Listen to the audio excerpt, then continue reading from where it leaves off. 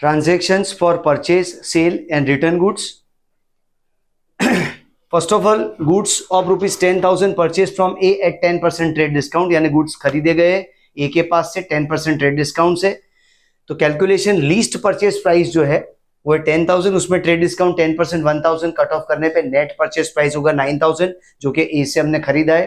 तो entry will be purchase account debited to A's account 9,000, goods comes in and A is the giver, so purchase to A 9,000. Now out of goods purchased from A, certain goods costing 5,000 are sold after adding 40% profit to B at 10% trade discount. B को बेचा गया है 40% profit add करने के बाद eight 10% trade discount, जिसका calculation है net purchase price है 5,000, जिसका 40% प्रॉफिट ऐड करेंगे तो वो होगा 2,000। So least selling price which is offer to our customer is 7,000, जिसपे हमने उसको 10% डिस्काउंट अलाउ किया है जो कि 700 अमाउंट होगा। So net selling price is 6,300। जो हमने बी को बेचा है, बी हमारा कस्टमर है, तो B is the receiver and goods go out. So B2 sales entry will be 6,300 rupees. तो A purchase to A and B2 sales. अब B के पास से हमारे पास रिटर्न गुड्स आ रहा है, तो B ने हमें रिटर्न किया है जो गुड्स हमने आगे A को रिटर्न करना है। तो B से रिटर्न आए गुड्स 441, ट्रांजेक्शन हमें दिया गया है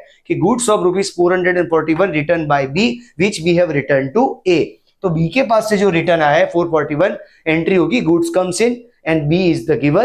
So sales return account debited to B's account, sales return account debited to B's account with the amount of 441. But important point is purchase और सेल्स का रेट कभी सेम नहीं होता, क्योंकि बिजनेस हमेशा प्रॉफिट मोटिव से है, इसलिए प्रॉफिट कुछ ऐड करके हमने सेल किया है। इसलिए रिटर्न गुड्स में सेल्स रिटर्न और परचेज रिटर्न की प्राइस कभी सेम नहीं हो सकती।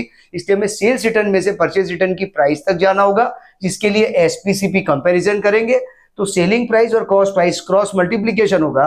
हमने 6,300 में जो गुड्स बेचे हैं, जो हमने 5,000 में खरीदे थे, 9,000 में टोटल परचेज किया था, 9,000 में से सर्टेन पार्ट 5,000 को 6,300 में बेचा गया था।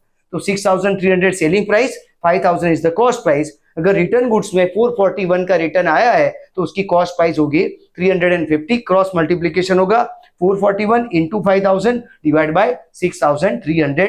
इस तरह से यहाँ पे अमाउंट परचेज रिटर्न की आएगी 350। A is the receiver and goods go out, so entry will be A2 purchase return 350। इस तरह से जो सर्किट ट्रांजेक्शन है, purchase, sales, sales return and purchase return will be solved.